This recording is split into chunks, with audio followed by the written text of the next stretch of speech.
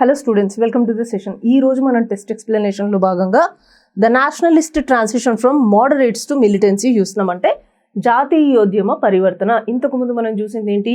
Moderate phase, moderate nationalism. అది ఎప్పటి నుంచి ఎప్పటి వరకు ఉంది? 1885 నుంచి 1905 వరకు ఉంది. ఆ తర్వాత మోడరేట్స్ అయిపోయిన తర్వాత వాళ్ళ ఫెయిల్యూర్స్ కారణంగా అండ్ అదర్ రీజన్స్ కారణంగా ఎక్స్ట్రీమిస్టులు ముందుకు రావడం జరిగిందనమాట. సో ఆ ఎక్స్ట్రీమిస్ట్ ఫేస్నే మనం ఇప్పుడు చూడబోతున్నాం. జాతీయోద్యమ పరివర్తన మితవాదం నుంచి అతివాదం వైపు, మోడరేట్ నేషనలిజం నుంచి ఎక్స్ట్రీమిస్ట్ నేషనలిజం లేదా దాన్ని మిలిటెన్సీ నేషనలిజం అని కూడా మనం పిలవచ్చు అనమాట. సో దానికి సంబంధించిన టెస్ట్ ఎక్స్ప్లెనేషన్ ఈరోజు మనం చూద్దాం. Question number 1. Which international event in 1905 significantly boosted the self-confidence of Indian militant nationalists by shattering the myth of European invincibility? 1905లో జరిగిన ఏ అంతర్జాతీయ సంఘటన యూరోపియన్ అజేయత అనే అపోహను చెదరగొట్టి భారత తీవ్రవాద జాతీయవాదుల ఆత్మవిశ్వాసాన్ని గణనీయంగా పెంచింది? ఇక్కడ మనం తీవ్రవాద జాతీయవాదులు అనొచ్చు, అంటే మిలిటెన్సీ నేషనలిజం అనొచ్చు. ఎక్స్ట్రీమిస్ట్ నేషనలిజం అంటే అతివాద జాతీయవాదం అవుతుంది. ఎలా అయినా పలకొచ్చు దాన్ని, ఓకేనా? సో ఇక్కడ మనకి క్వశ్చన్లో ఏమడుగుతున్నారు అంటే 1905లో ఒక అంతర్జాతీయ సంఘటన జరిగింది. ఆ సంఘటన ఏదైతే జరిగిందో దాని ద్వారా ఏం తెలిసింది అంటే యూరోపియన్ పవర్స్ ఏవైతే ఉన్నాయో అవి సుపీరియర్ పవర్స్ కావు. ఒక నాన్ యూరోపియన్ నేషన్ కూడా యూరోపియన్ పవర్ అయిన ఒక కంట్రీని డిఫీట్ చేయగలదు అనేది ఆ 1905 ఇన్సిడెంట్లో తెలియడం జరిగిందనమాట. సో అది చూసిన తర్వాత మన దగ్గర భారత తీవ్రవాద జాతీయవాదుల ఆత్మవిశ్వాసం అనేది పెరిగింది. సో ఆ వార్ ఏంటి, ఆ ఇన్సిడెంట్ ఏంటి అనేది ఇక్కడ క్వశ్చన్. ఆప్షన్స్లో మనకేమి ఇచ్చారు? The Boer war in South Africa, దక్షిణాఫ్రికాలో బోర్ యుద్ధం. 2. The Irish home rule movement, Irish home rule ఉద్యమం. And 3. The defeat of Italy by Abyssinia చేతిలో ఇటలీ ఓడిపోవడం. And 4. The victory of Japan over రష్యాపై జపాన్ యొక్క విజయం. సో ఈ Russia Japan war ఎప్పుడు జరిగింది? 1904 నుంచి 1905 మధ్యలో జరిగిందనమాట. సో ఈ వార్లో చిన్న నేషన్ అయిన జపాన్ రష్యాని ఓడించడం జరుగుతుంది. అంటే అదొక పెద్ద యూరోపియన్ పవర్, యూరోపియన్ నేషన్. ఈ యూరోపియన్ నేషన్ని ఒక చిన్న నేషన్ అయిన జపాన్ ఓడించడం వల్ల ఏం తెలిసింది అంటే చిన్న నేషన్స్ ఏవైతే ఉన్నాయో, చిన్న దేశాలు ఏవైతే ఉన్నాయో కొలోనియల్ వరల్డ్ ఆ పీరియడ్లో అవన్నీ కూడా ర్యాపిడ్గా మోడర్నైజ్ అయ్యే ఛాన్సెస్ ఉన్నాయి, అవకాశాలు ఉన్నాయి, మోడర్నైజ్ అవ్వచ్చు. మనం వీళ్ళ మీద తిరగబడి మనం వీళ్ళ మీద విజయం సాధించవచ్చు. ఎవరి మీద? యూరోపియన్ పవర్స్ మీద అని అప్పుడు తెలిసిందనమాట. సో ఆ వార్ చూసిన తర్వాత, అందులో జపాన్ విక్టరీ పొందిన తర్వాత మన భారతీయ జాతీయోద్యమంలో కూడా ఎవరైతే అప్పుడు ఉద్యమం చేస్తున్నారో ఎక్స్ట్రీమిస్ట్ ఫేజ్లో వాళ్ళలో ఆత్మవిశ్వాసం పెరగడం జరిగిందనమాట. సో మనకి ఇక్కడ ఆప్షన్ 4 అనేది రైట్ ఆన్సర్ అవుతుంది. Next question number 2. The Lord Curzon's Official Secrets Act of 1904 was primarily aimed at which of the following? 1904లో లార్డ్ కర్జన్ ప్రవేశపెట్టిన అధికారిక రహస్యాల చట్టం అఫీషియల్ సీక్రెట్స్ యాక్ట్ అంటారు దీన్ని. ప్రధానంగా కింది వాటిలో దేనిని లక్ష్యంగా చేసుకుంది అని అడుగుతున్నారు. మనకి ఇక్కడ ఆప్షన్స్లో ఏమి ఇచ్చారు? ఆప్షన్ 1లో promoting transparency in civil services, పౌర సేవల్లో పారదర్శకతను ప్రోత్సహించడం. Option 2 curbing the freedom of the press, పత్రికా స్వేచ్ఛను అణచివేయడం. Option 3 preventing industrial espionage in British factories, British పరిశ్రమల్లో పారిశ్రామిక గూఢచర్యాన్ని నిరోధించడం. And option 4 regulating the publication of the government budgets, ప్రభుత్వ బడ్జెట్ల యొక్క ప్రచురణను నియంత్రించడం.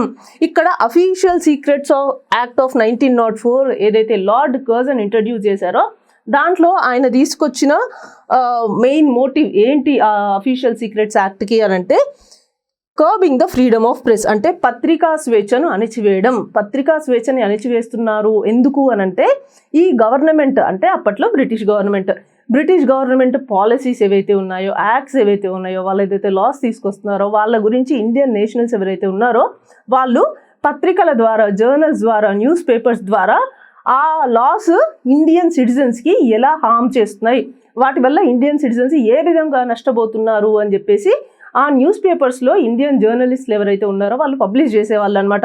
ఇలా వాటన్నిటి గురించి వాటికి అగెయిన్స్ట్గా ఈ న్యూస్ పేపర్స్లో పబ్లిష్ చేయడం వల్ల ఏమవుతుంది, ఇండియన్ సిటిజన్స్ అందరికీ కూడా వాళ్ళ బ్రిటిష్ వాళ్ళ పాలసీస్ అసలు ఏంటి అనేది అందరికీ తెలిసిపోతుంది. సో దానివల్ల బ్రిటిష్ వాళ్ళకి ఈ పాపులేషన్ అంతా ఎవరైతే ఉన్నారో ఇండియాలో వాళ్ళ అగెయిన్స్ట్గా వెళ్ళేవాళ్ళు అనమాట. అంటే మూమెంట్స్ చేయడానికి కారణం అవుతుంది అని చెప్పేసి లార్డ్ కర్జన్ ఏం చేశారు, అసలు ఈ ప్రెస్ ఫ్రీడమ్ అనే దాని మీద రెస్ట్రిక్షన్స్ తీసుకొచ్చాడు. జర్నలిస్టులు ఎవరైతే ఉన్నారో ఫేమస్ జర్నలిస్టులు వాళ్ళని అరెస్ట్ చేయడం, వాళ్ళ న్యూస్ పేపర్స్, వాళ్ళ వీక్లీస్, వాళ్ళ జర్నల్స్ని బ్యాన్ చేయించడం, ఇలాంటివన్నీ కూడా ఆయన ఆ పీరియడ్లో చేయడం జరిగిందనమాట. So official secrets act of 1904 యొక్క ముఖ్య ఉద్దేశం ఏంటి అంటే ఫ్రీడమ్ ఆఫ్ ప్రెస్ని రెస్ట్రిక్ట్ చేయడం. Next question number 3. How did the Indian universities act of 1904 contribute to the growth of militant nationalism? 1904 భారత విశ్వవిద్యాలయాల చట్టం తీవ్రవాద జాతీయవాదం అభివృద్ధికి ఎలా దోహదపడింది అని అడుగుతున్నారు. సో ఈ Indian universities act of 1904 and official secrets act of 1904 ఈ రెండు కూడా లార్డ్ కర్జన్ ఇంట్రడ్యూస్ చేయడం జరిగిందనమాట. సో ఈ ఇండియన్ యూనివర్సిటీస్ యాక్ట్ ఆఫ్ 1904 ఏదైతే ఉందో దీని యొక్క ముఖ్య ఉద్దేశం ఏంటి అండ్ అది మిలిటెంట్ నేషనలిజం గ్రో అవ్వడానికి ఎలా ఉపయోగపడింది అనేది మనకి ఇక్కడ క్వశ్చన్. ఆప్షన్స్ మనకి ఏమిచ్చారు? It increased government control over the universities which was seen as an attempt to suppress the political activity among the students. విశ్వవిద్యాలయాలపై ప్రభుత్వ నియంత్రణను పెంచడం ద్వారా విద్యార్థులు రాజకీయ కార్యకలాపాలను అణిచివేసే ప్రయత్నంగా భావించబడింది. 2. It prohibited Indian students from studying abroad. భారతీయ విద్యార్థులు విదేశాల్లో చదవడాన్ని నిషేధించింది. And option 3. It has abolished the teaching of Indian history in the schools. పాఠశాలల్లో భారత చరిత్ర బోధనను రద్దు చేసింది. And option 4. It provided massive funding for Indian led research which the British later withdrew. భారతీయుల పరిశోధనలకు భారీ నిధులు అందించి తర్వాత బ్రిటిష్ ప్రభుత్వం వాటిని ఉపసంహరించుకుంది అంటున్నారు.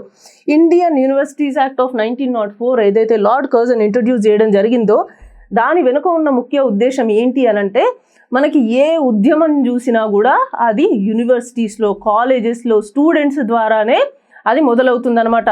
సో ఈ స్టూడెంట్స్ ఎవరైతే ఉన్నారో ఈ ఉద్యమాల్లో పాల్గొనకుండా ఉండడానికి, వాళ్ళ స్టూడెంట్స్ అందరికీ కూడా అసలు ఈ మూమెంట్స్ గురించి తెలియకుండా ఉండడానికి బ్రిటిష్ గవర్నమెంట్ ఏం చేసింది అని అంటే ఆ యూనివర్సిటీస్ అన్నిటినీ వాళ్ళ కంట్రోల్లోకి తీసుకోవడం జరిగిందనమాట.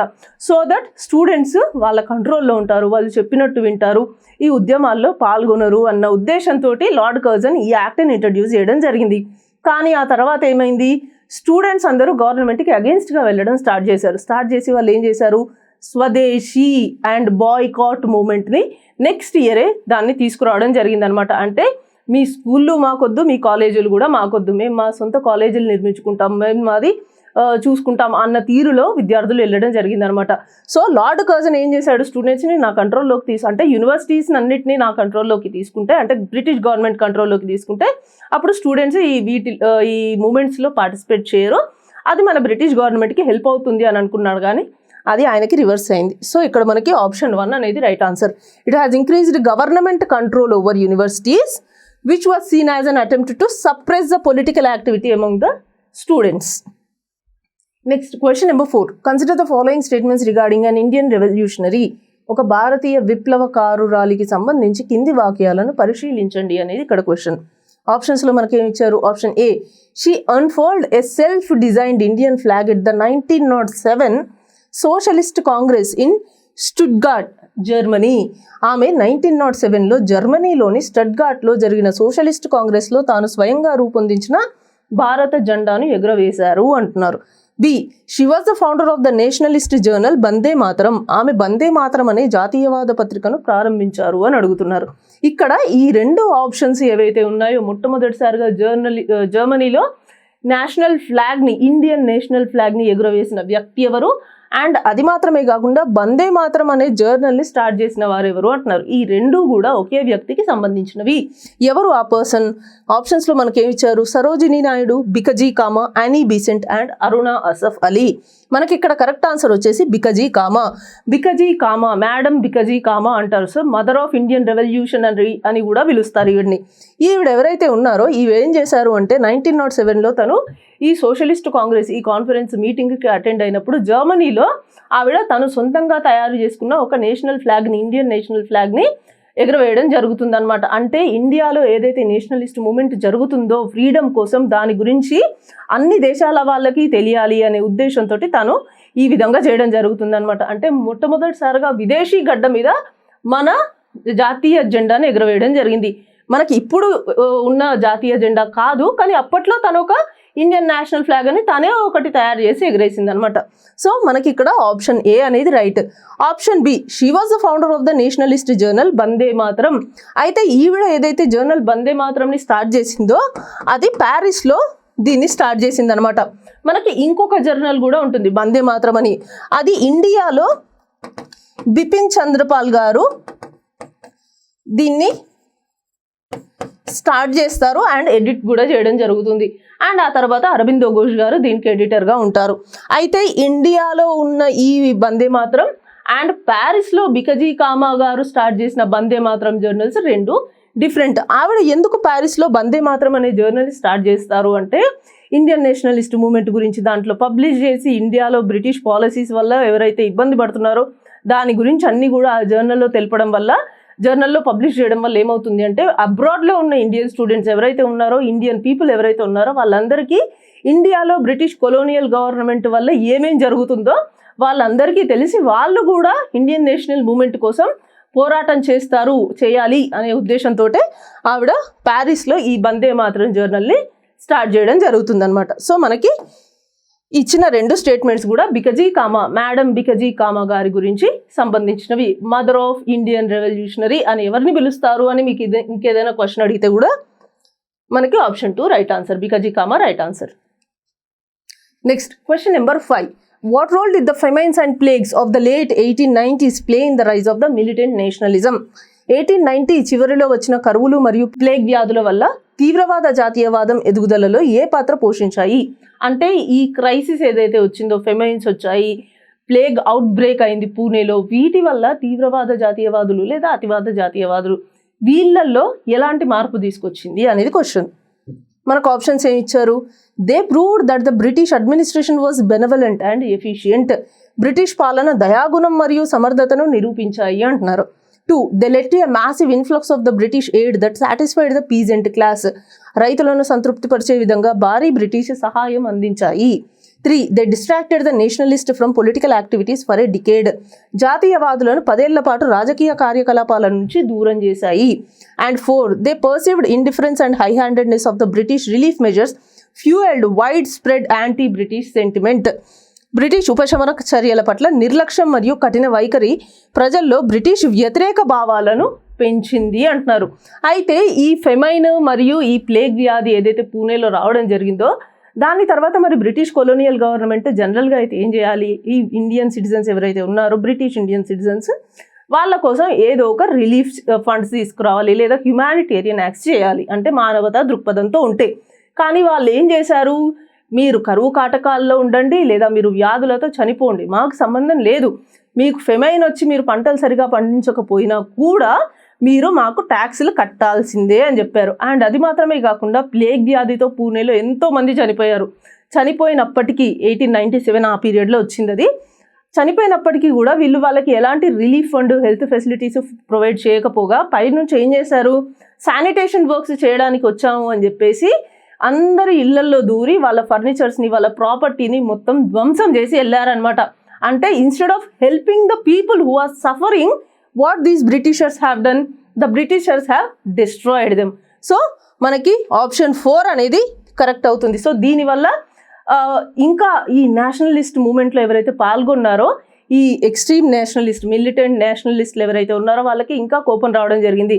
అండ్ బాల గంగాధర్ తిలక్ గారు ఈ బ్రిటిష్ వాళ్ళు చేస్తున్న అకృత్యాలన్నిటినీ కూడా ఆయన తన కేసరి అనే పత్రికలో ప్రచురించడం జరిగిందనమాట. అంటే బ్రిటిష్ వాళ్ళు ఇండియన్స్ని ఎలా ఇబ్బంది పెడుతున్నారు, ఇలాంటి ఇబ్బందికర ఈ ఫెమైన్స్, ప్లేగ్ వ్యాధి వచ్చినప్పుడు కూడా వాళ్ళు ఇండియన్స్ని ఎలా ఇబ్బంది పెడుతున్నారు అనే దాని గురించి, ఆ క్రైసిస్ గురించి ఆయన బాల గంగాధర్ తిలక్ గారు కేసరిలో కంప్లీట్గా రాయడం జరుగుతుందన్నమాట.